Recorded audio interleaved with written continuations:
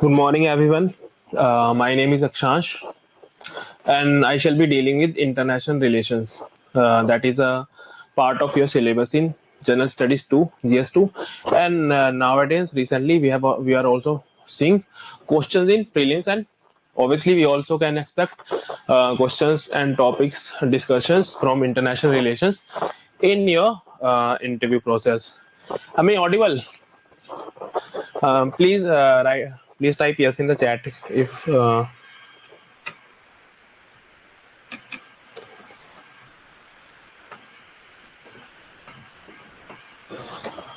All right. Okay. Thank you. So shall we start? Okay. So as we know. Okay. Thank you. So a brief introduction about myself. I have appeared in 4 UPSC mains. I have appeared in UPSC CIPF interview and multiple state services like Haryana, Punjab, Himachal interviews. And I have teaching experience of 5 years, including content and all in UPSC and other competitive examinations. I also do have masters in political science and international relations, and also JRF, that is basic qualification for joining PhD in international relations and political science, obviously. So now we shall start with your international relations. Um if you have any doubt or you're having trouble in understanding anything, you can let me know in the chat box. So we'll start with international relations. As we know, international relations is part of our syllabus in GS2. So first of all, before we begin, इससे पहले कि हम start करें, हम देख लेते हैं कि इस सब्जेक्ट की हमारे लिए इम्पोर्टेंस क्या है. Okay. And also let me know whether you are comfortable in whichever language you are comfortable. You can let me know in the chat box. If there is any issue with respect to pronunciation or clarity of voice, you can let me know. Okay. So we shall deal with international relations in this session. This is going to be an introductory session to international. हाँ जी, पंजाबी वाले किन्ने के बंदे ने, मतलब किन्ने के students थे. Okay, we'll try to make it in all the 3 languages, Hindi, English, and bilingual, or including Punjabi as well. Okay. Okay, shall we start now? करिए शुरू. ठीक है, फिर स्टार्ट करते हैं ना. So international relations. So what do we understand by the term international? So there are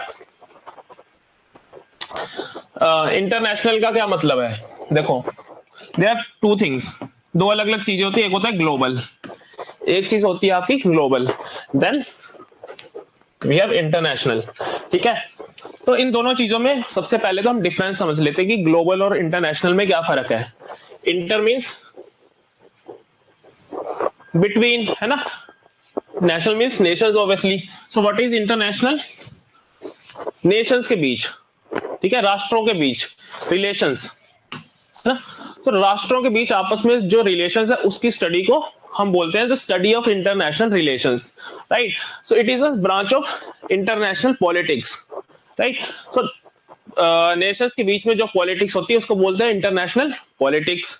and then relations between the nations, the study of the relations between the nations is called international relations. Okay, we'll go through the definition. Obviously आपके exam में कोई आपसे पूछेगा नहीं कि what is the definition of international relations, लेकिन एक है ना, थोड़ी सी क्लैरिटी के लिए आपको ये पता होना चाहिए. तो अब देखो, the way in which 2 or more nations, right, international, sorry,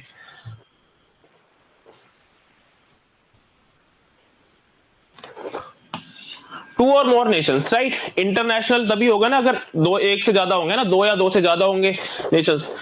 they interact with and regard with each other. The manner, जिस तरह 2 या 2 से ज्यादा नेशंस, देश आपस में इंटरेक्ट करते हैं, उसको बोलते हैं international relations. In which context? Political, economic, cultural relationships, right. तो किस किस फील्ड में? Obviously they can be There is a message on the screen.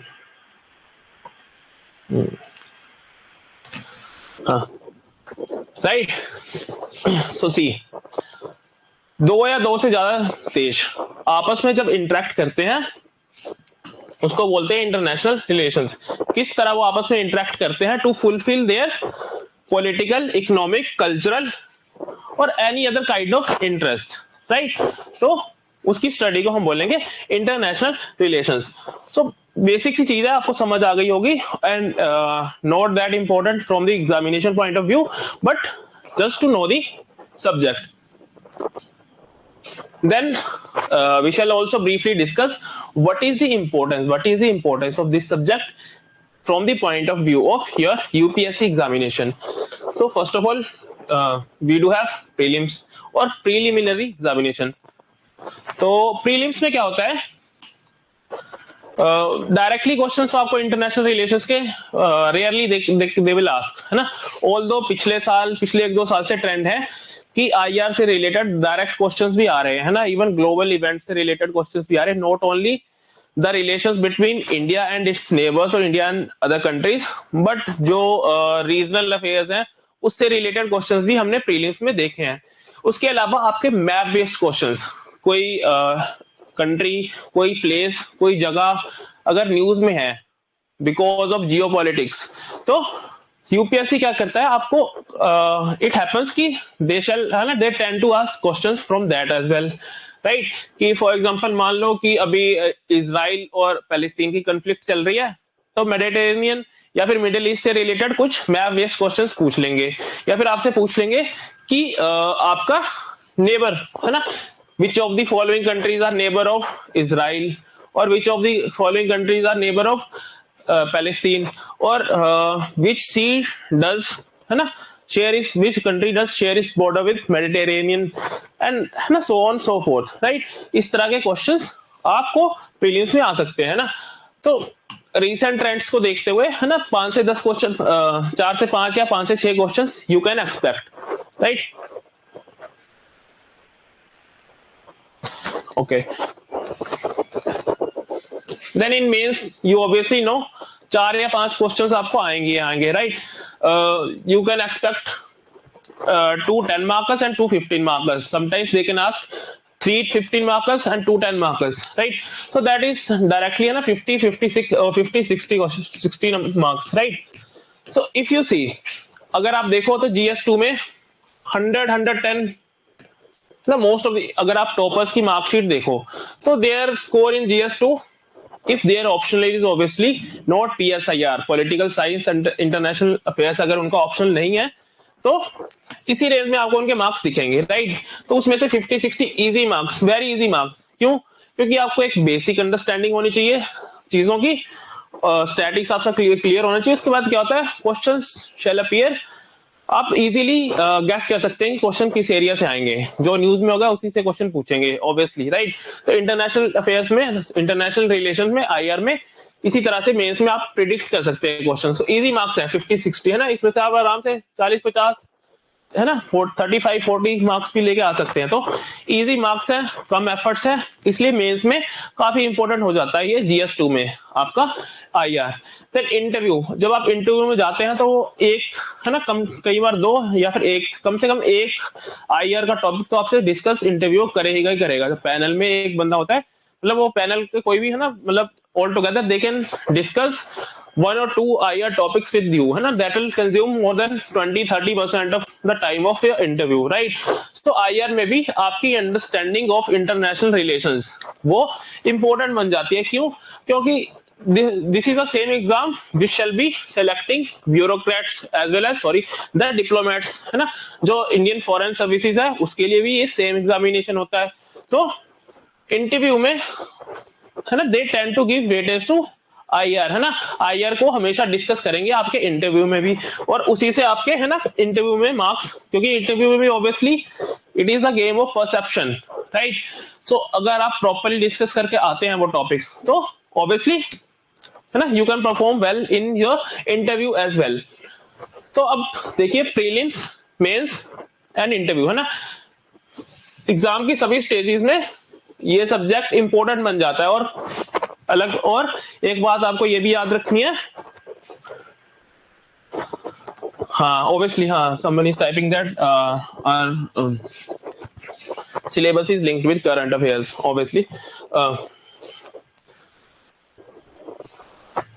right? So now we have brief idea about the meaning of the subject international relations and what is the importance from the point of view of your examination, right? Apart from that है ना, we should also be aware of the affairs that are happening throughout the globe, right? Internationally जो भी event हो रहे हैं, they somehow है ना कहीं वो हमें affect करते ही करते हैं ना।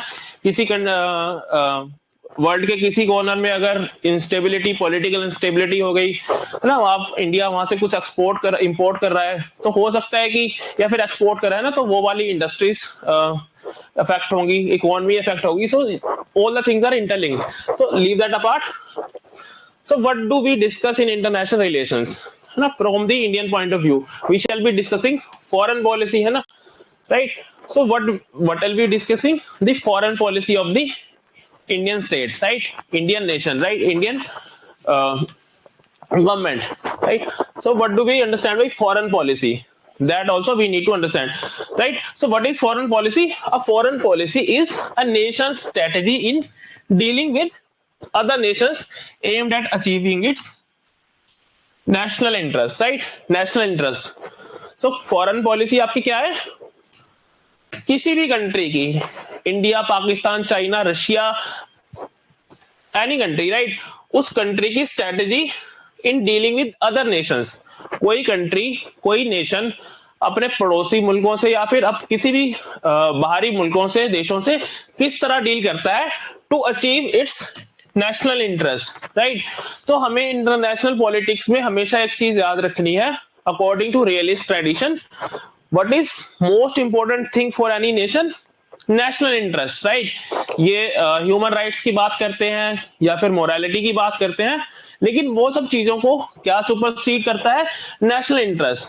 आपने नोटिस किया होगा कि यूएस होता है ना, यूएस ह्यूमन राइट्स की बात करेगा, है ना, और इक्वालिटी और डेमोक्रेटिक वैल्यूज, इन सब आइडियाज की बात करता रहेगा, लेकिन आप देखोगे कि US will support monarchies, autocratic regimes throughout the world. Why? If the national interest of US, अगर US का national interest इस चीज में सर्व हो रहा है कि वहां पर कोई पर्टिकुलर गवर्नमेंट है, चाहे वो मोनार्की है, चाहे वो डिक्टेटरशिप है, तो यूएस उस टाइम उस कंट्री में ह्यूमन राइट्स की बात नहीं करेगा, ठीक है?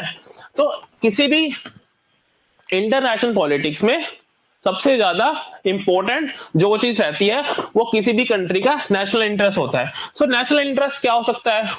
ऑब्वियसली सबसे पहले सिक्योरिटी। अगर सिक्योरिटी होगी तभी तो देश रहेगा ना, अगर देश रहेगा तभी बाकी सब पॉलिसीज, बाकी सब इंटरेस्ट की बात होगी। Then economic interest, right? So ये दीज वी शैल डिस्कस, है ना, these we shall discuss. So what is foreign policy? strategy of a country in dealing with other countries outside world to fulfill, to achieve its national interest, right?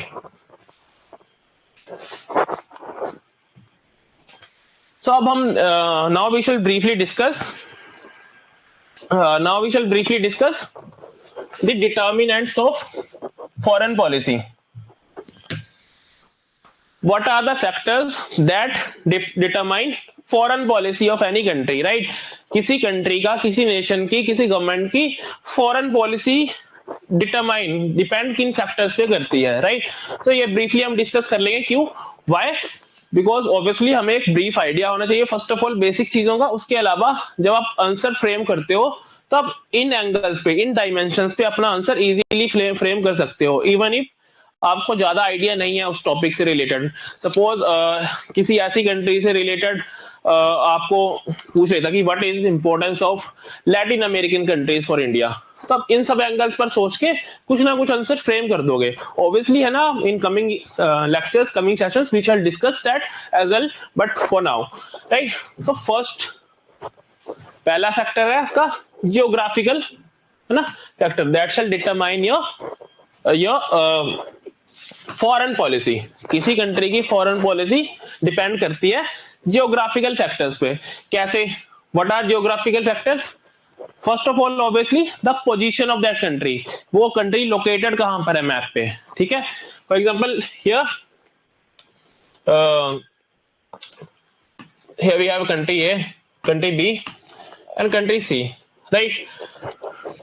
In this example we can consider country A is India, right? Country A is India and we have Pakistan, a nuclear neighbor है ना, atomic power, right? Nuclearly powered nation, right? Then here we have China again another nuclear neighbor. तो यहाँ पर हमारी foreign policy उस हिसाब से, हमारी सिक्योरिटी के हिसाब से डिसाइड होगी। तो कैसे होगी, हमें इस रीजन में पाकिस्तान और चाइना को बैलेंस करने के लिए बाहर से किसी के साथ अलाई करना पड़ेगा, या फिर किसी और कंट्री के साथ हमारे को अपने रिलेशन अच्छे करने पड़ेंगे। तो कौन आ गया, यूएस है ना, इधर रशिया आ गया, राइट, वेपन्स वगैरह इंपोर्ट करने हैं, राइट। सो उसकी जियोग्राफिकल लोकेशन किसी भी कंट्री की बहुत ज्यादा मैटर करती है, बहुत ज्यादा मैटर करती है उसकी फॉरेन पॉलिसी डिसाइड करने में। तो इसमें दो व्यूज आ जाते हैं। First is Mackinder's view which says कि आपकी जो लैंड बेस्ड कंट्रीज है, land based powers are more powerful, right.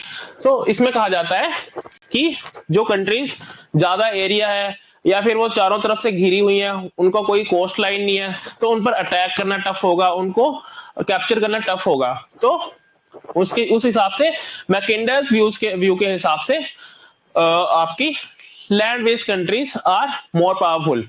Then on the other hand there is another thinker Mahan who says कि नहीं, sea based powers, for example UK, why was UK able to dominate throughout the recent centuries, till 20th century, till the first half of 20th century, United Kingdom was dominating the global politics. What was the reason?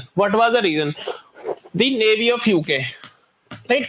जो UK की navy थी वो बहुत ही ज्यादा, British navy बहुत ज्यादा powerful थी, उस वजह से उन्होंने through out the world dominate किया 2 centuries के लिए, right?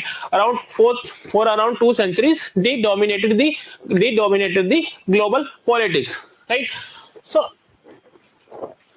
both are these contradictory views, है ना। sometimes what happens कि लैंडलॉक्ड कंट्री है, ये बोल रहे हैं कि उसको अटैक करना इजी है एंड टफ है, लेकिन लैंडलॉक्ड कंट्रीज की अपनी लिमिटेशंस होती हैं, उनको पोर्ट वगैरह पे एक्सेस नहीं होती है, उनको अपने नेबर्स पे डिपेंड होना पड़ता है। फॉर एग्जांपल नेपाल है ना, it shall always be dependent on India और China for access to Indian ocean और ना coast line for trade, right. आप जैसे जानते हैं कि आज के टाइम में 90% of the trade, international trade by volume, it happens via your coast line, sorry the sea lanes, right. समुद्र के रास्ते से ही आज के टाइम में व्यापार होता है, बिजनेस होता है ना, इंटरनेशनल जो ट्रेड होता है।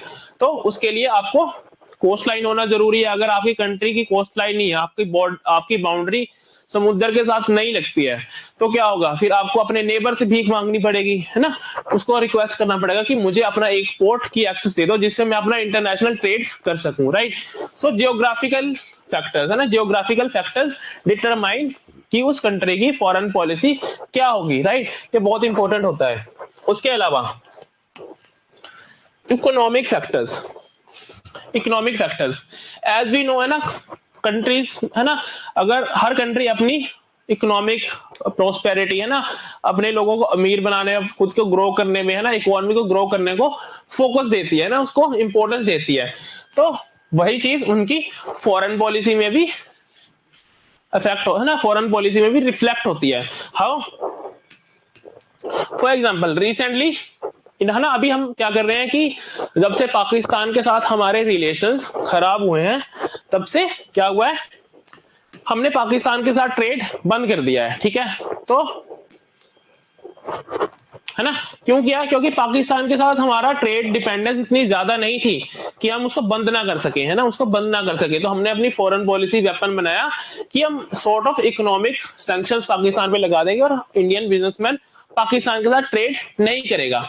ऑन द अदर हैंड जब हमारी चाइना के साथ अनबन हुई अभी रिसेंटली ना, डोकलाम में और गलवान में हमारा स्टैंड ऑफ हुआ, तब हमने क्या किया, हमने एप्स बैन कर दी रादर देन है ना closing the trade with China. हमने चाइना के साथ ट्रेड बंद नहीं किया। क्यों नहीं किया? क्योंकि इंडिया का चाइना के साथ काफी ज्यादा ट्रेड है ना, 155 something billion of trade is there है ना between India and China, that happens every year है ना, एनुअली 150-160 बिलियन डॉलर का ट्रेड होता है। अगर हम उसको एकदम से बंद कर देंगे तो ऑब्वियसली है ना, ऑब्वियसली हमारी इकोनॉमी पर इफेक्ट होगा। तो सिमिलरली ऑन है ना चाइना की तरफ से भी देखा जाए तो इंडिया इज है ना 6th largest trade partner of China. तो चाइना के लिए भी बहुत बड़ा नुकसान होगा अगर इंडिया और चाइना का ट्रेड बंद हो जाता है। और वो आप देख सकते हैं कि इंडिया और चाइना का जब भी स्टैंड ऑफ होता है तो वहां पर गोलीबारी है ना ज्यादा नहीं होती है, वहां पर ज्यादा फायरिंग एंड ऑल नहीं होती है। वहां पर अगर कमिशीज अगर उनके बीच नोकझोंक कुछ होता भी है, मुठभेड़ होती भी है, तो वह ना बिना गोली चले ही हो जाती है। उसकी वजह क्या है? Economic factors. Both India and China, both of them know that there is economic interdependence, right? और it is also called complex interdependence, right? Economic interdependence और कॉम्प्लेक्स इंटरडिपेंडेंस, राइट? सो जो कंट्रीज है वो इकोनॉमिकली उनकी economy इस हिसाब से interlinked है कि वो इंटरडिपेंडेंट है, तो आपस में ट्रेड को अफेक्ट नहीं होने दे सकती just because of their border disputes or any other sort of disputes. So आपके economic factors also they determine your foreign policy. Another example we can quote of India. जब when India got independence है ना in 1947, उसके बाद क्या हुआ कि उस टाइम बहुत सारी कंट्रीज ने इंडिपेंडेंस है ना उनको मिली, जो फॉर्मर कॉलोनी थी, they got their independence. Then what happens there? India है ना, जवाहरलाल नेहरू और Indian government they see that there are two blocks, one is Soviet block और communist block, then another one is US block, right? But we needed to है ना we needed to rebuild our country. हमें दोनों तरफ से help चाहिए थी, हमें दोनों तरफ से एड चाहिए थी, राइट? इकोनॉमिक हेल्प चाहिए थी दोनों ब्लॉक के कंट्रीज से, यूके से भी, रशिया से भी, यूएस से भी। तो हम ऑब्वियसली किसी एक ब्लॉक को, किसी एक मिलिट्री ब्लॉक को हम ज्वाइन नहीं कर सकते थे। तो उस वजह से क्या हुआ, we decided to stay non-aligned, right? That gave birth to non-alignment movement, right? So NAM or non-alignment movement, now we shall discuss it later, but non-alignment movement or good nirpekshta, that we shall not align with any of the blocks, any of the military blocks, neither US bloc nor Soviet bloc, right? So one of the factors behind this foreign policy tool adopted by Indian government was economic factors, obviously, right? Then next is population, demography, और जो है ना people, right? People of the country are also very important, right? कितनी population है, उस population के क्या interest है, उस हिसाब से भी हमारी फॉरेन पॉलिसी अफेक्ट होती है, राइट? पॉपुलेशन की कंपोजिशन क्या है, उसमें कितने लोग कौन सी रेस के हैं या फिर कौन सी रिलीजन के हैं, वो सब चीजें भी आपकी फॉरेन पॉलिसी को अफेक्ट करती हैं, राइट? है ना? Population is also another factor that is important determinant of your foreign policy, right? Foreign policy of any nation. Then international politics or global politics, right? Another factor that affects your foreign policy of any nation is the events and conditions environment in global or international politics. ठीक है, आपके global politics में क्या environment है, क्या माहौल है, उसके ऊपर भी आपकी फॉरेन पॉलिसी डिपेंड करती है। Again we can take example of NAM, non alignment movement, right? दो ब्लॉक्स बने हुए थे, US and USSR, Soviet bloc. तो उस सिनेरियो में इंडिया को अपनी स्ट्रेटेजिक ऑटोनॉमी, अपनी इंडिपेंडेंस है ना, अपनी आजादी, अपने फॉरेन पॉलिसी डिसीजन लेने की आजादी सिक्योर करनी थी, उसको प्रिजर्व करना था। इसलिए they went for NAM, non-alignment, right? Then apart from that, you can see 1990 से पहले दो पावर ब्लॉक थे, राइट? तो इंडिया उन दोनों के बीच में बैलेंस करके चलने की कोशिश करता था, लेकिन एक पॉइंट पे जब पाकिस्तान का टिल्ट यूएस की तरफ हो गया और पाकिस्तान और चाइना के बीच में टाइज अच्छी हो गई है ना, and that led to better ties between US and China as well. तो चाइना और यूएस के बीच में भी टाइज अच्छी हो गई, तो हमारा टिल्ट 1970s में रशिया की तरफ हो गया, राइट? यूएसएसआर की तरफ हो गया। तो आपकी ग्लोबल पॉलिटिक्स में क्या इवेंट्स हैं, उस हिसाब से भी आपकी फॉरेन पॉलिसी अफेक्ट होती है, राइट?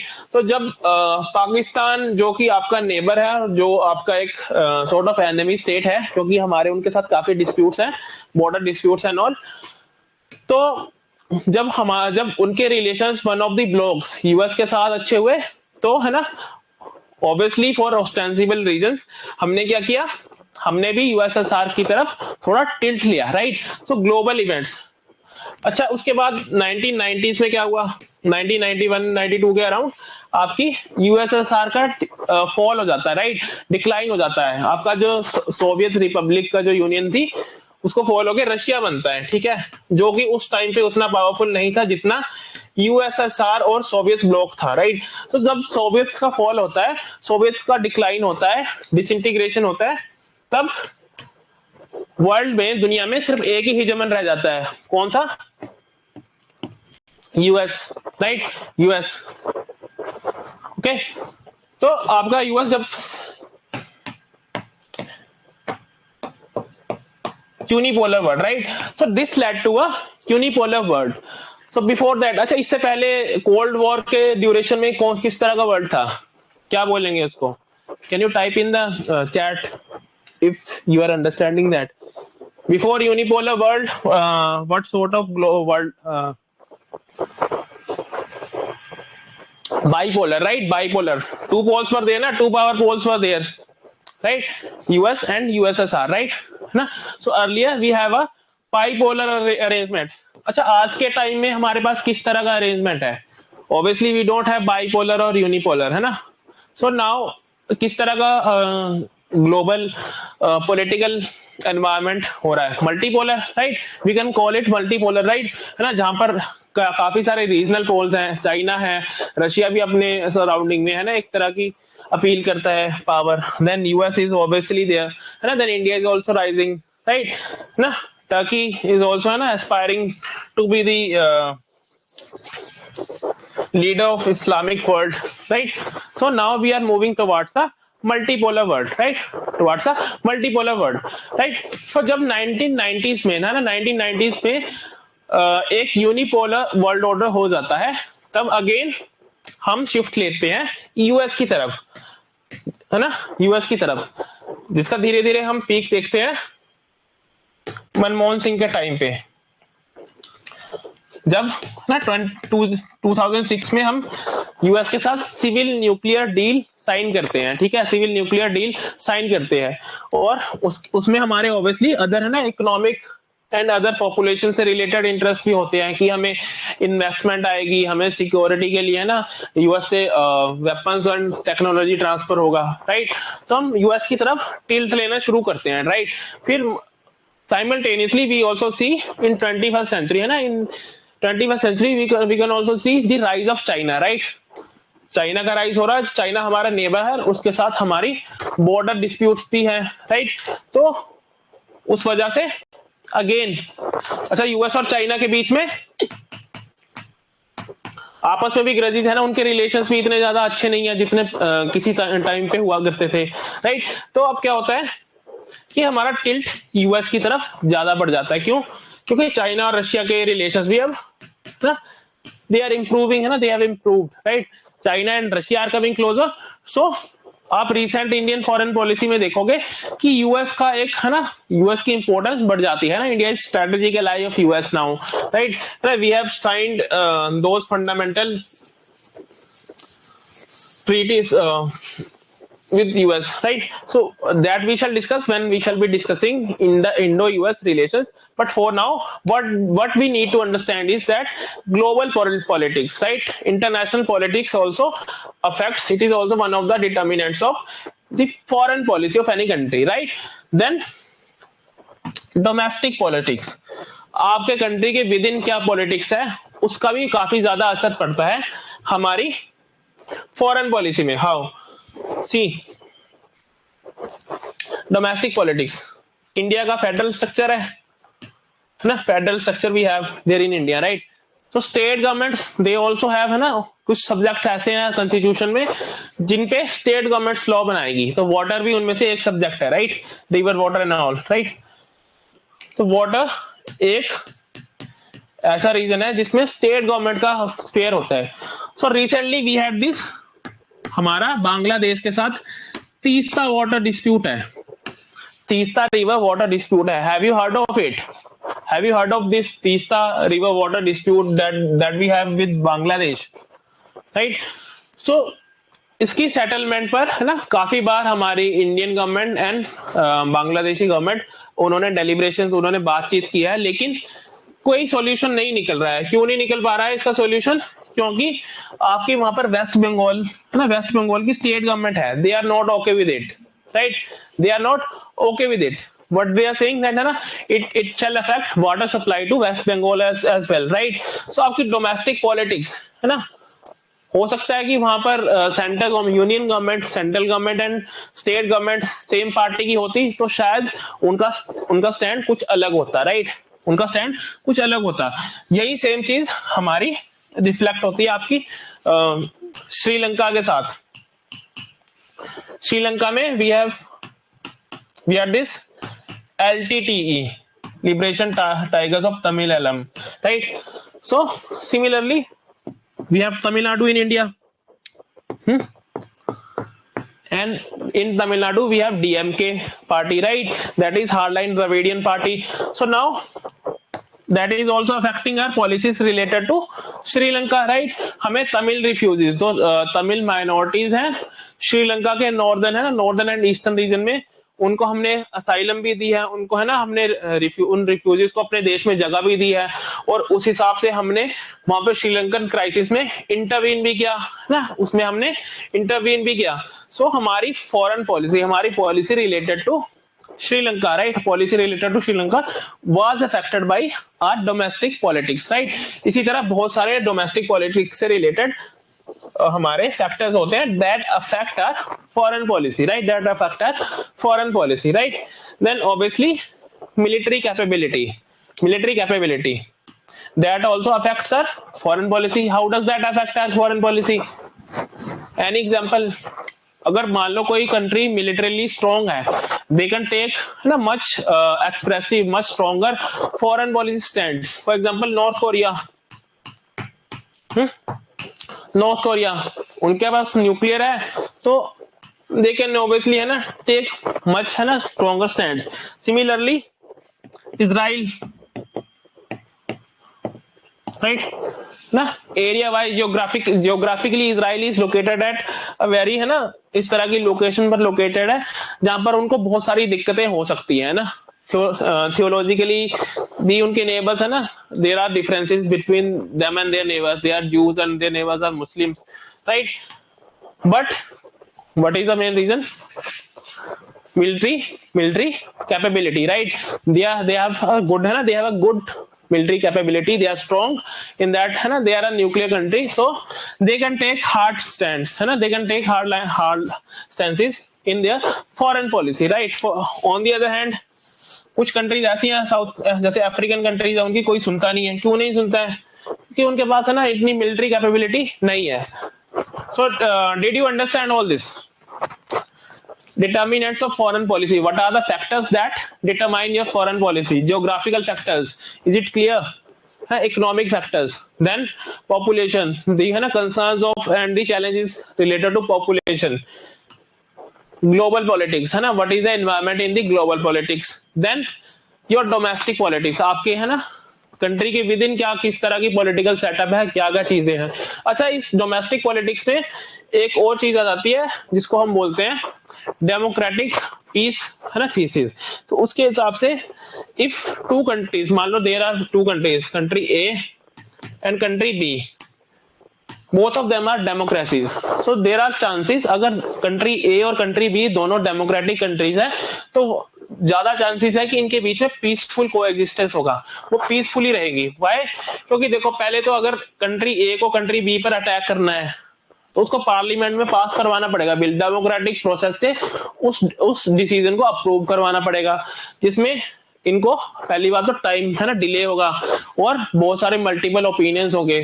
यहाँ के लोग बोलेंगे कि भाई नहीं, हमें नहीं लड़ना, हमें पीसफुली रहना है। दूसरी बात ये कि अगर मान लो यहाँ की लीडरशिप जबरदस्ती इन पे अटैक कर भी देती है ना, बिना किसी डेमोक्रेटिक प्रोसेस के, तब भी क्या होगा कि उसके इकोनॉमिक, है ना, ड्रॉबैक्स आएंगे। जब किसी कंट्री की लड़ाई होती है तो इकोनॉमी में, है ना, एकदम से इन्फ्लेशन, महंगाई, ये सब चीजें, ये सब फैक्टर्स होते हैं।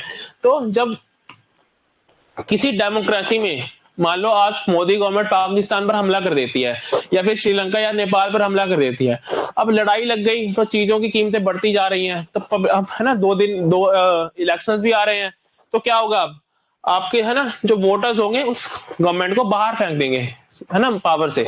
सो डेमोक्रेटिक पीस थीसिस, so, है ना, whether a country is a democracy or not, that also decides what will be its foreign policy, right? Monarchies की फॉरेन पॉलिसी या फिर ऐसी कंट्रीज की फॉरेन पॉलिसी जहां पर power is concentrated in the hands of a group of people or a single person. For example, Russia, है ना, Russia, if although we do have elections in Russia, पर आपको पता है कि वहां पर, है ना, more or less power is concentrated in the hands of this guy, right? Type his name, है ना, Putin, right? Sorry, okay, so now उसने फटाफट जाकर अटैक कर दिया, राइट? क्योंकि उसको पता है कि डेमोक्रेटिक प्रोसेस में I don't have to justify, है ना, कोई ओपोजिशन ही नहीं है ना। But on the other hand, अगर कोई डेमोक्रेटिक कंट्री होगी तो उसको तो भाई पार्लियामेंट में वोटिंग करवानी पड़ेगी, पार्लियामेंट में अप्रूवल लेना पड़ेगा, वरना, है ना, कंट्री की ओपोजिशन उसको जीने नहीं देगी, right? So democratic countries, domestic politics again determines whether there shall be peace or war, right? Then obviously military capability, right? Nepal अगर चाहे कि इंडिया पर अटैक कर दे तो कर नहीं सकता ना, क्योंकि उसकी मिलिट्री कैपेबिलिटी नहीं है, right? So that also defines, है ना, that also determines the foreign policy of any country, है ना? Again, another example can be quoted of Bhutan. Can Bhutan act like north Korea? क्या भूटान नॉर्थ कोरिया की तरह behave कर सकता है?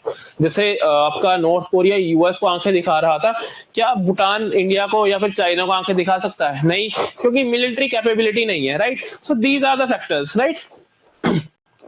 These are the factors that determine your foreign policy. Now we shall briefly discuss, sorry, है ना, briefly discuss the history of foreign policy, है ना, under different, है ना, from since independence, है ना, as we know India got independence in 1947. After that ना we had a bunch of, है ना, we had prime ministers ना who had their foreign policies. So a brief trend, है ना, brief trend, मोटा मोटा ट्रेंड इन फॉरेन पॉलिसी में क्या है कि नेहरू के टाइम से मोदी के टाइम तक हमारी फॉरेन पॉलिसी आइडियलिज्म से रियलिज्म और प्रैग्मेटिज्म की तरफ शिफ्ट हुई है। Nehru was a completely an idealist, है ना। सो दीज टू टर्म्स, है ना, these two terms are also imported in your foreign policy, in your international politics, है ना। We shall briefly discuss them as well, right. So idealism और realism का क्या मतलब है? Are you interested, right? So see, international relations में, international politics में दो अप्रोचेस होती हैं। First one is liberal approach और idealism. Idealist thinking. What do you understand by idealist thinking? You can type in comment if you want. I'll give you a 2-minute window. 1-minute window, okay.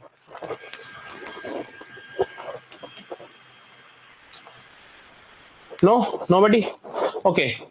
So what is idealism, है ना? Wishful thinking कि सब कुछ बढ़िया है, सब चंगा सी, है ना, कि कंट्रीज के बीच में किसी तरह की कोई वो नहीं, हम तो पीसफुली रहेंगे, कोई लड़ाई लड़ोई से तो नुकसान ही होता है, मारकाट होती है, गोले बारूद का नुकसान होता है ना, इकोनॉमी का नुकसान होता है, इसलिए पीस होनी चाहिए, है ना. That is idealistic thinking, right. That is idealism, right.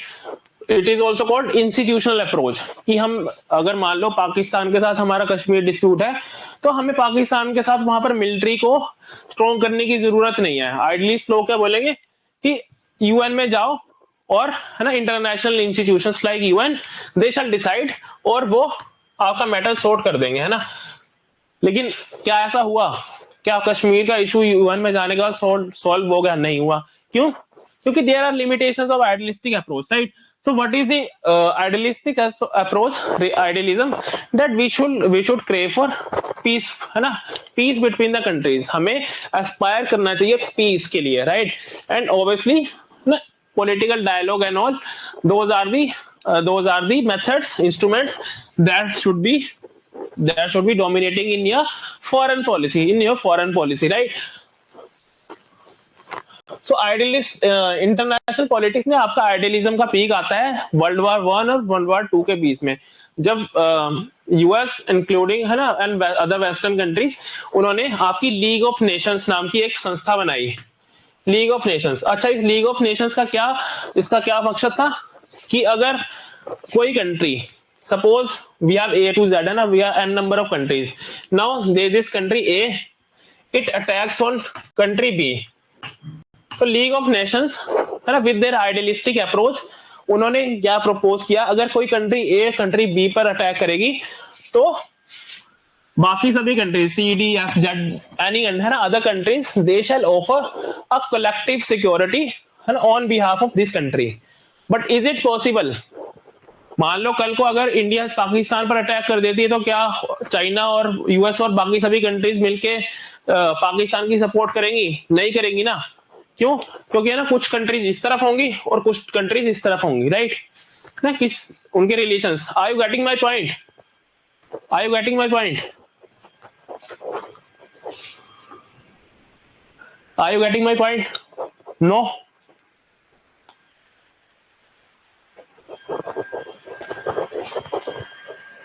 Am I audible?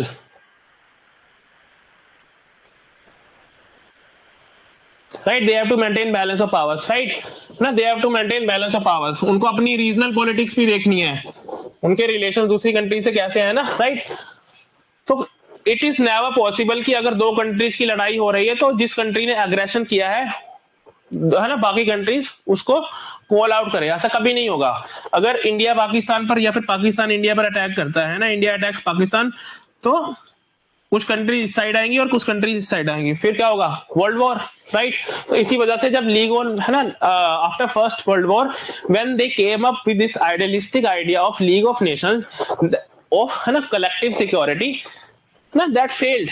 Again there was a war, right. So this is idealist approach, कि कुछ नहीं होता भाई, है ना, रूल रेगुलेशन बनाओ अपने सभी कंट्रीज मिलके और उन रूल रेगुलेशन को फॉलो करो.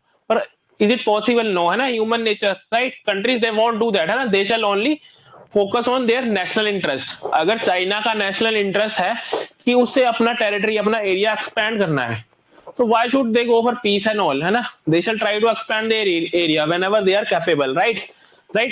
Then another approach is your realist approach.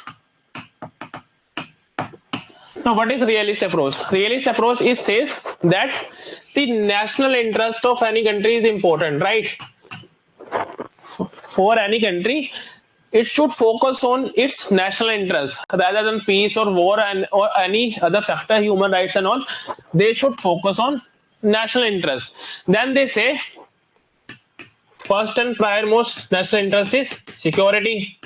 Security of the nation, right. अगर सिक्योरिटी होगी, अगर बॉर्डर सिक्योर होंगे, तभी तो नेशन रहेगा, तभी तो बाकी सब चीजें होंगी. तो security of the nation is primary national interest, right. So how can you secure a nation? By, sorry, power, है ना, बाय एक्वायरिंग मोर पावर, है ना, अपनी वेपन्स एंड ऑल, अपनी मिलिट्री कैपेबिलिटी को बढ़ा के, राइट. अपनी मिलिट्री कैपेबिलिटीज को बढ़ा के, राइट. सो जब कोई कंट्री अपनी पावर को बढ़ाएगी, मान लो इंडिया ने न्यूक्लियर वेपन्स एक्वायर किए, अब उसके नेबर को लगेगा, पाकिस्तान को लगा कि अब तो मैं खतरे में हूं, तो पाकिस्तान ने भी न्यूक्लियर एक्वायर कर लिया, right.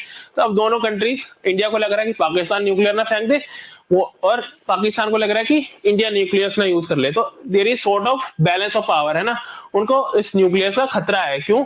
Both of the countries are powerful, right. On the other hand, in case of Russia Ukraine, you can see in case of Russia Ukraine had this idealistic approach, है ना,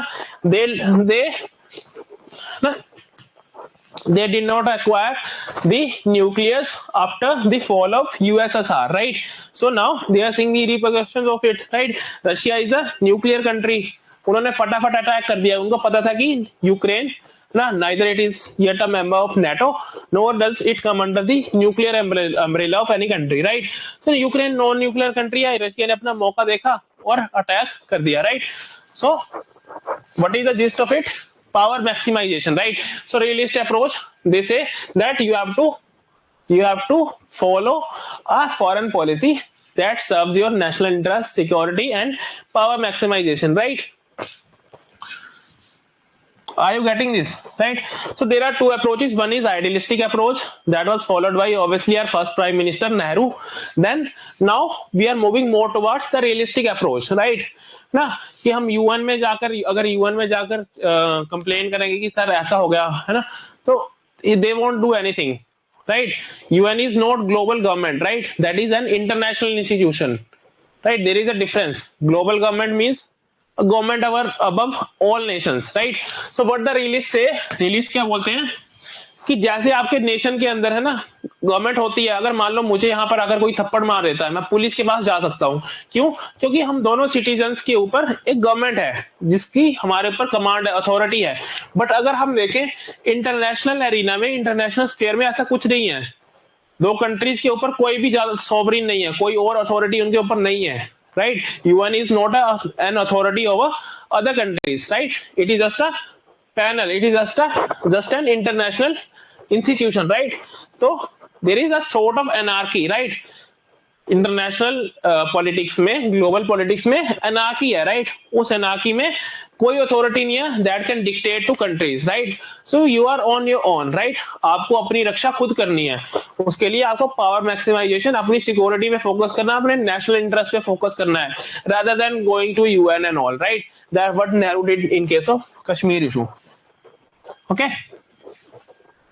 so now we shall discuss briefly the foreign policy of Nehru ji, right? We shall briefly discuss the foreign policy approach of Nehru ji, है ना, right? Sorry.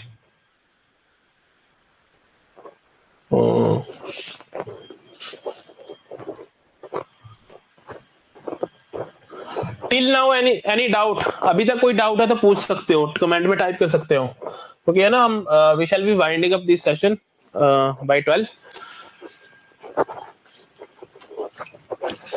So Nehru की foreign policy, we need to understand a few things about Nehru. See, first of all, western educated, अगर वो waste से पढ़ा लिखा है ना, वेस्टर्न एजुकेटेड पर्सन है, तो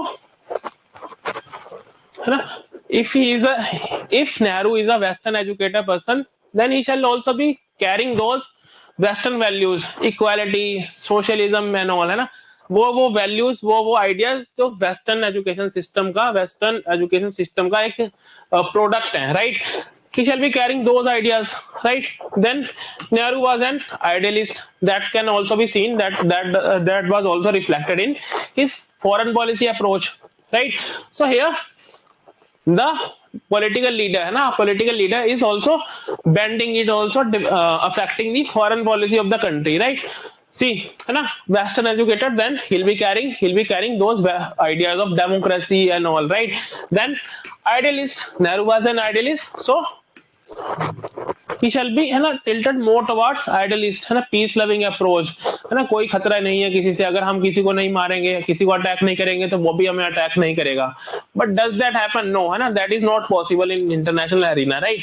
अगर इंडिया में अगर आप आज पता चले कि कोई गवर्नमेंट नहीं है, कोई कानून नहीं है, कोई पुलिस नहीं, कोई कुछ नहीं है, वो एक दूसरों के घरों में घुस जाएंगे, ठीक है, लूट मार करने के लिए, जिसकी चलती होगी वो चलाएगा, राइट? तो यही कंडीशन आपके इंटरनेशनल स्फीयर में भी है. There is anarchy, there is no government above governments, right? So idealist approach fails to understand that, right? Then Nehru was a Marxist or socialist, right? So what does that mean, right? Nehru की policy में थोड़ा tilt दिखेगा आपको Soviet block की तरफ, right? Then obviously that was a period of Cold War, है ना? Cold War was also happening when Nehru assumed the office of Prime Minister of India, right? So all these sectors affected and है ना, they were reflected in his foreign policy. So first and foremost thing obviously है ना, the major contribution of Nehru है ना in Indian foreign policy, non-alignment movement, right? What was this non-alignment movement? They were two power blocks after World War II, है ना? After the conclusion of World War II, both of these were victorious, है ना? But they were confrontations, they were conflicts among them on ideological ground, है ना? US neoliberal globalization and all, right? USSR socialism, right? So है ना, there is a tendency है ना, that है ना, क्या पता अगर आइडियोलॉजिकल कंफ्लिक्ट ना होते, why don't we have any global government? हमारे पास कोई ऐसी ग्लोबल गवर्नमेंट क्यों नहीं है कि एक सेंट्रल गवर्नमेंट हो पूरे देश पूरी दुनिया की? क्यों नहीं है? क्योंकि अलग अलग कंट्रीज में अलग अलग आइडियोलॉजी चलती है, ठीक है? कोई चाहता है कि मोनार्की हो, सऊदी वाले लोग उसी में खुश हैं, इंडिया के लोग चाहते हैं कि डेमोक्रेसी हो, है ना? यूएस के लोग चाहते हैं कि डेमोक्रेसी हो, चाइना के लोग चाहते हैं कि कम्युनिज्म हो, राइट? तो इस वजह से है ना, वर्ल्ड वॉर 2 के कंक्लूजन के बाद भी कोई यूनिफॉर्मिटी नहीं आई ग्लोबल गवर्नेंस में, right? So one was US block, another one was your USSR और सोवियत ब्लॉक, राइट? सो अब इंडिया न्यूली इंडिपेंडेंट कंट्री है, India is a newly independent country, right? India का एक पास्ट है कॉलोनियलिज्म का और आपका इंपीरियलिज्म का, राइट? हम ना हमारी फॉरेन पॉलिसी हम इतने सालों तक है ना, we were not in control of our foreign policy, right? So ना इन 1947 ओनली हमें अपनी फॉरेन पॉलिसी से रिलेटेड मैटर्स में इंडिपेंडेंस मिली. सो ऑब्वियसली नेहरू और है ना any government any leader they want है ना दे वोंट वांट कि दैट है ना दैट टू बी कॉम्प्रोमाइज, है ना, they won't want that to be compromise, right? So उन्हें अपनी है ना there is this term strategic autonomy, right? You can use this term and underline this term while writing your answers, right? ना? So India had to maintain its strategic autonomy, right? India को अपनी strategic autonomy maintain करनी थी, इसलिए अगर हम US का block use कर लेते है ना, if we join any of these blocs then क्या होता, हमारी फॉरेन पॉलिसी इन दोनों में से कोई एक कंट्री डिक्टेट करती, राइट? या तो यूएस डिक्टेट करता या फिर यूएसएसआर डिक्टेट करता, है ना? फिर हमारी स्ट्रेटेजिक ऑटोनॉमी और independence in field of our external affairs, in field of our foreign policy चली जाती है ना. So to secure our strategic autonomy, our independence in our foreign policy, Nehru came up with this idea of non-alignment movement, that we won't be joining any of these two blocks, है ना. Another factor behind that was obviously the economic factor, है ना, कि हमें इन दोनों block से help चाहिए थी, इकोनॉमिक, है ना, फैक्ट्रीज वगैरह लगाने के लिए, टेक्नोलॉजी वगैरह के लिए. अगर हम यूएस ब्लॉक ज्वाइन कर लेते तो यूएसएसआर से हेल्प नहीं मिलती हमें, अगर यूएसएसआर ज्वाइन कर लेते तो इन कंट्रीज से हमें हेल्प नहीं मिलती, है ना. ऑल्दो है ना, will see how things unfolded after that, but one of the major foreign policy contribution of Nehru era was non-alignment movement, right? Non-alignment movement, right? Then again no, what is non-alignment? Peacefulness, idealism, right? कि अगर दो लोग लड़ रहे हैं और अगर हम उन दोनों में से किसी को छेड़ेंगे नहीं तो दोनों हमारे साथ एक है ना पीसफुली कोएग्जिस्ट करने की कोशिश करेंगे. लेकिन क्या ऐसा हुआ? नहीं हुआ. पाकिस्तान ने यूएस ब्लॉक ज्वाइन कर लिया और उसका असर हमें यूएन में और बाकी सभी है ना इंटरनेशनल फोरम्स पे दिखाई दिया, राइट? हमें प्रेशराइज किया जाने लगा. तो धीरे धीरे उससे क्या हुआ कि हम यूएसएसआर की तरफ टिल्ट होते गए, राइट? सिमिलरली है ना there is this league of British commonwealth, है ना, फॉर्मर कॉलोनीज ऑफ ब्रिटिश, है ना, British commonwealth, right? So Nehru ने बोला कि ब्रिटिश कॉमनवेल्थ के साथ अगर हम अच्छी टाइज रखेंगे तो वो भी हमारी फॉरेन पॉलिसी में हेल्प करेगी, है ना, कश्मीर इशू सोल्व करने में ब्रिटिश दे शैल बी, है ना, helping us. But did that happen? No, है ना, that also didn't happen, right? Then again idealist, है ना, deep faith in UN, right? तो नेहरू जी है ना अपनी आइडियलिस्ट है ना अपना आइडियलिज्म लेकर कश्मीर इशू को लेकर चले जाते हैं यूएन में. लेकिन did UN solve Kashmir issue? No, right. पर उसकी वजह क्या हुआ? Sorry. Are you getting my point? Is it clear? Any doubt? Okay. So now what happens? है ना, हमने अपना नॉन अलाइनमेंट मूवमेंट का कीड़ा लेकर आए. हमने बोला कि लो जी, हम तो दोनों में से किसी को ज्वाइन नहीं करेंगे और हम, है ना, दोनों के साथ अपने इंटरेस्ट के हिसाब से कोऑपरेट करेंगे, right.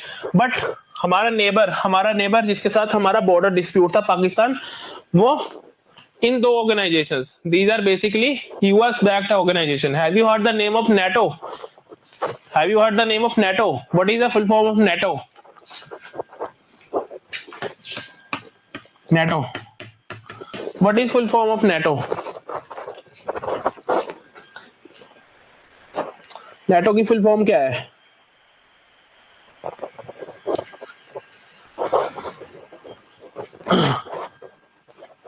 Right, na, Northern Atlantic Treaty Organization, right? Treaty Organization. So here you can see, है ना, US led है ना treaties, Southeast Asian Treaty Organization and Central Asian Treaty Organization, है ना, CETO and CENTO, right? So just like NATO, they were also na military alliances led by US, है ना, basically in US लोग. सो पाकिस्तान क्या करता है, जाता है और इन दोनों को ज्वाइन कर लेता है, right. Pakistan joins NATO and CENTO, right. Now what happens? Pakistan becomes an ally of US and basically the West. So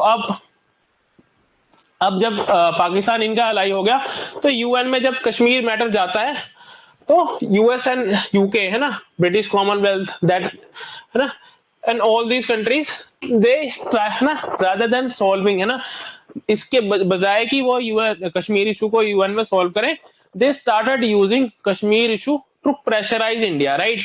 To pressurize India, right? So basically now Kashmir issue was seen, है ना, Kashmir issue, they started Kashmir to see Kashmir issue through the lenses of Cold War, right?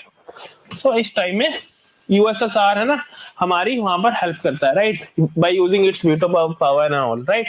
So again Nehru's idealism failed. Is it clear? We can not say it completely failed, but है ना, there are limitations of idealistic approach, right. Okay. Then with respect to China, Hindi जी नहीं भाई भाई, है ना, Indo Sino friendship, right. So China, Nehru again, in case of China as well, he had his idealism with him, right? Idealistic approach.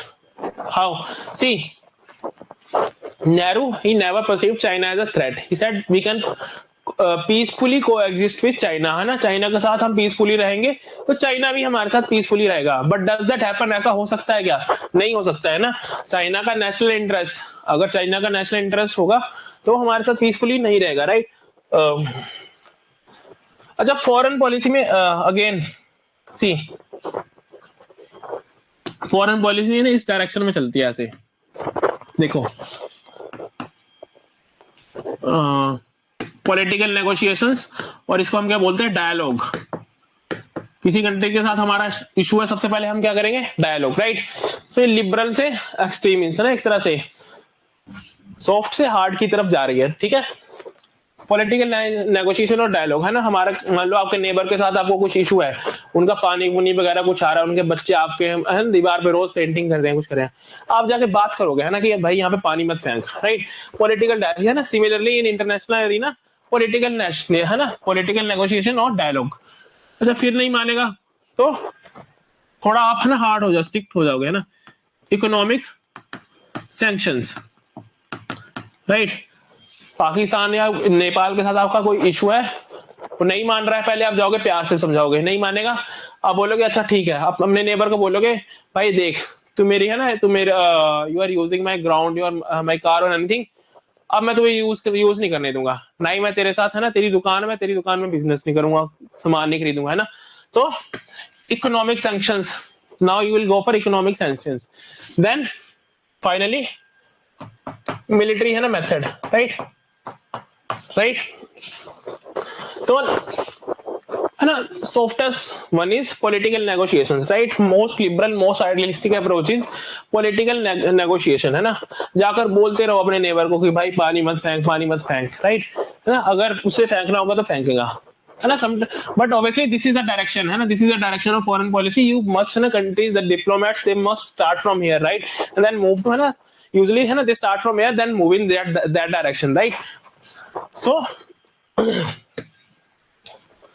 Nehru ji ने, but obviously है ना, even if you are going for dialogue, you should simultaneously strengthen your military capabilities as well, right, है ना, कि अगर कल को negotiation या डायलॉग से बात नहीं बनी तो हम मिलिट्री, है ना, मिलिट्री मेथड का यूज करेंगे, लेकिन rather than strengthening their military choices, military options, what Nehru did, he had na again idealistic approach, right. So what he did, he relied more, है ना, he relied more on political negotiations, right, political negotiations, right, है ना।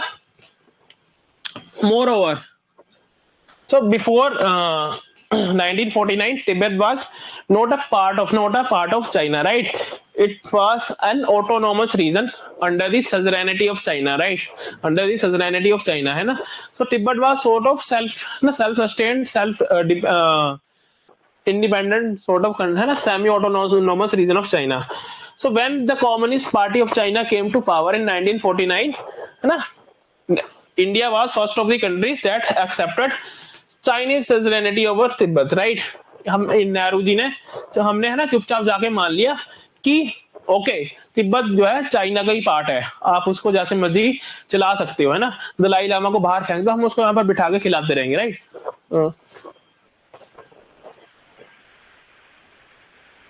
Yes, yeah, na. What is suzerainty? Country of having some control over another country, right? So suzerainty is like, for example, है ना, there were, have you heard of Indian freedom struggle? So there was a British India, then there were princely states, right? Princely states like J&K, है ना, they were princely states, है ना, Hyderabad, Nizam, etc., right? Then they were British India, right? The regions that were directly under the control of British, है ना, internal affairs, their law and order was being managed by British, ना, that were part of British India. On the other hand, in case of princely states, they were independent in case of their internal affairs, right? वो अपने अंदरूनी मामलों में, है ना, domestic affairs में, domestic मामलों में, जैसे है ना कि चोरी की तो कितनी सजा देनी है, कितना टैक्स लगाना है दुकानदार पे, उन सब मामलों में internally they are independent, but overall they are under the, in case of their communication with the outside world, in case of their communication with their relations with the outside world, they were under control of British, right. Indian princely states की foreign policy British decide करते थे, right. So that is called suzerainty, right, that is called suzerainty. Did you get it? Right, okay. So now see, India ने accept कर लिया, है ना, हम चाहते तो चाइना के साथ नेगोशिएट कर सकते थे किसी चीज पर, है ना, कि भाई हमारे साथ बॉर्डर सेटल करो पहले, तब हम मानेंगे कि तिब्बत तुम्हारा हिस्सा है, वरना हम नहीं मानेंगे। लेकिन आइडियलिस्टिक अप्रोच फटाफट मान गए, ठीक है। They also came up with this Panchsheel, but before that I'll show you this. See,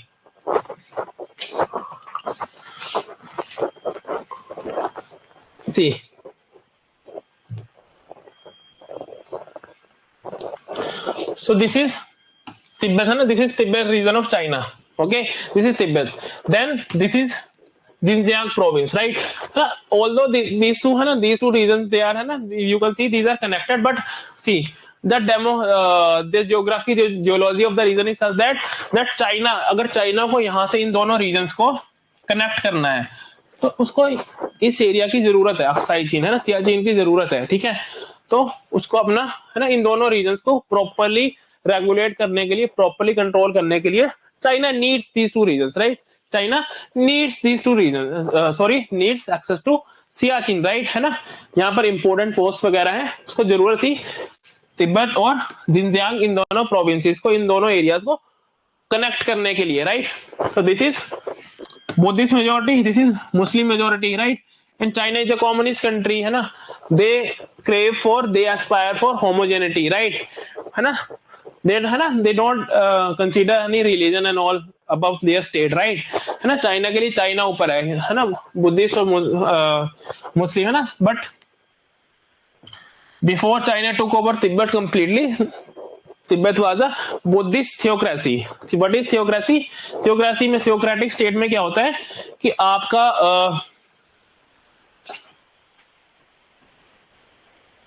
right, हाँ, है ना? उइगर मुस्लिम, है ना?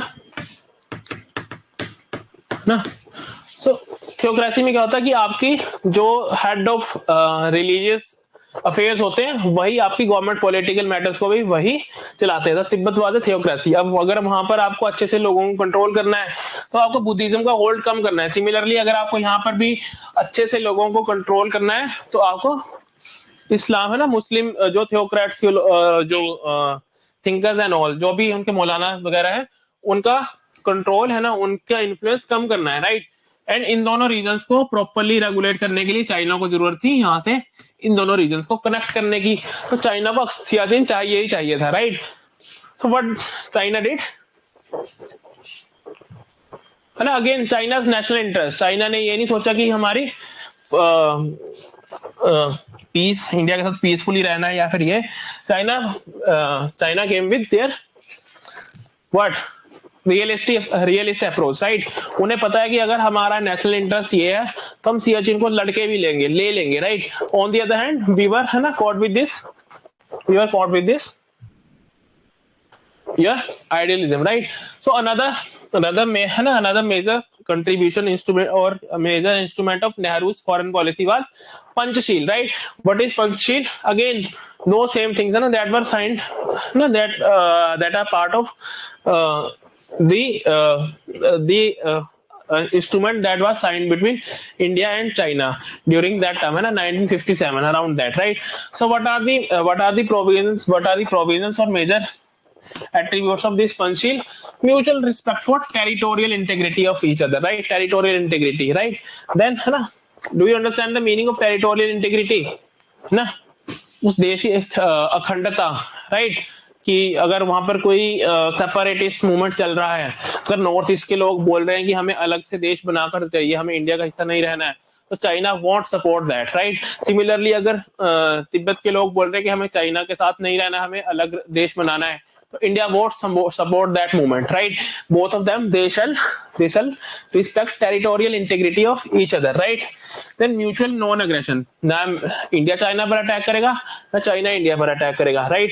Then non-interference in internal affairs, right? China वहां पर अपने कंट्री में उइगर मुस्लिम्स के साथ क्या कर रहा है या फिर इंडिया अपने कंट्री में अपने सिटीजन्स के साथ क्या कर रहा है, that is not the concern of each other, right? China अपनी इंटरनल पॉलिटिक्स में, डोमेस्टिक एरिया में अपनी पॉपुलेशन के साथ क्या करता है, that is not the headache of India, right? Similarly in case of India as well, right? Okay, so non interference in each others internal affairs. Then equality and mutual benefits, right? And that both the countries are equal and they should be considered equal. Yes, 1954, sorry. Okay, right? They shall be equality and mutual benefit, right? Then obviously peaceful coexistence, right? So these were the 5 attributes of your Panchashil agreement, which again, and it sounds very idealistic, right? It sounds very idealistic. Territorial integrity. If you can use any separatist movement in your neighboring country to pressurize the government of that country or to destabilize that country, why would you respect their territorial integrity? You don't have any reason to do that, right? Similarly, non-aggression. If your neighboring country have any such area where they have resources or any other sort of things that are important for you. Why would you go for non-aggression and all, right? If that is in your, if aggression is in your national interest, no country will, in most of the cases, no country will go for mutual non-aggression, right? Similarly, the same thing, territorial integrity, right? So no interference in internal affairs. If it is in your national interest to interfere in their internal affairs, so right. For example, India can interfere in Balochistan. Why? We can destabilize Pakistan, right? So similar, same thing. So all these ideas are idealistic, right? China did not respect them. China was building a road by Siachen, right? Then apart from that, China took over our land by force, by aggression, right? Peaceful coexistence. Do you think China will respect this idea of peaceful coexistence? If it had the opportunity to capture India, it will, right? China is an expansionist country, right? Okay. So this was all about Panchashil, and during Nehru era, right? The idealistic approach of Nehru, right? Meanwhile, when Nehru was signing this Panchshil and all this with Chinese premier, what was happening? China was building military detachments in Siachen. It was basically building its posts and etc. in Siachen region, right? Encroaching, not respecting the territorial integrity of India, building road, no respect to the idea of non-aggression, right? Building roads in Indian territory in Siachen, right? China was not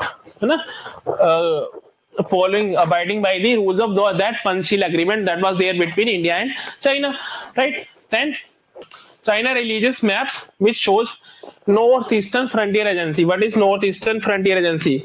The present day Arunachal Pradesh, right? जो नेफा है पहले उसको British time में अरुणाचल प्रदेश वाले reason को बोलते थे NEFA, north eastern frontier agency, right? तो चाइना ने अपना नए मैप रिलीज किए, उसमें वो अरुणाचल प्रदेश को क्लेम कर दिया कि that is part of China, Arunachal Pradesh is part of China, right? Then but meanwhile what India was doing in parliament, there was this statement by India, by Nehru. There was not, you can go through this statement, there was not the remotest chance of India coming into any kind of military conflict with China or Soviet Union. India is so situated geographically that it won't be easy to attack her, right? Again, they are living in this dream, this utopia of idealism, that it is not possible to attack us, right? And we are good to them, we don't have any conflict with them, so they won't be attacking us, right? China will never attack us. Why? Because we are peaceful towards them, right? But is that the case? No. Then later on Dalai Lama flees to India, right? जब तिब्बत में चीजें खराब होती हैं, Chinese government they pressurize the theocrats in Tibet, the Buddhist theocrats in Tibet. What happens? Dalai Lama है it is like Dalai Lama का काम ही यही है it is basically Dalai Lama is not a person but is a post, right? So Dalai Lama is sort of political and religious head of Tibet, है ना? तो जब भी कुछ ऐसा प्रेशराइज होता है तो दलाई लामा भाग जाता है बिफोर दैट इन 1905 1906 ब्रिटिश ने जब अपना मिशन भेजा तिब्बत पे, तब भी वहां का दलाई लामा भाग के मंगोलिया चला गया था, right? So this is habit of Dalai Lama, right, to seek asylum in neighbouring countries, right? So China ने उसका एक्सक्यूज बनाया और चाइना ने अपनी चीजें, अपनी एक्टिविटीज सियाचिन रीजन में और ज्यादा एक्सेलरेट कर दी, right? Finally the climax of Nehru's idealist approach towards China can be seen in 1962 when China ने हम पे अटैक किया और स्ट्रेटेजिक फोर्स सियाचिन में कैप्चर कर ली, राइट? कैप्चर कर ली और till now that area continues to be under control of China, right? Continues to be stay under control of China. Are you getting this? So this was all about the foreign policy of Nehru. Okay, any doubt in this? है ना? We shall be winding this session up now, and we shall continue it in next session. If you have any doubt, you can ask.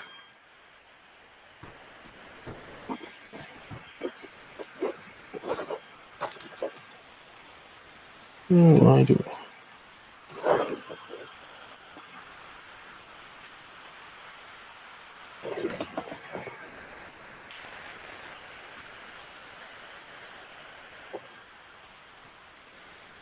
Am I audible?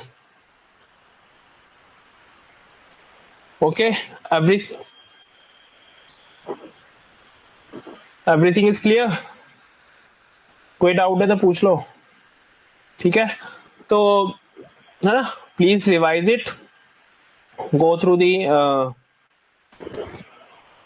PDF. हाँ, PDF हो जाएगी जी.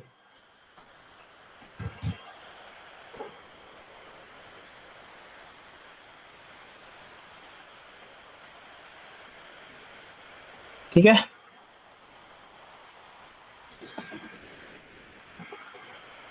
कोई doubt है तो चलो ठीक है फिर, है ना? I am ending the session. Should I and it? Okay, thank you everyone.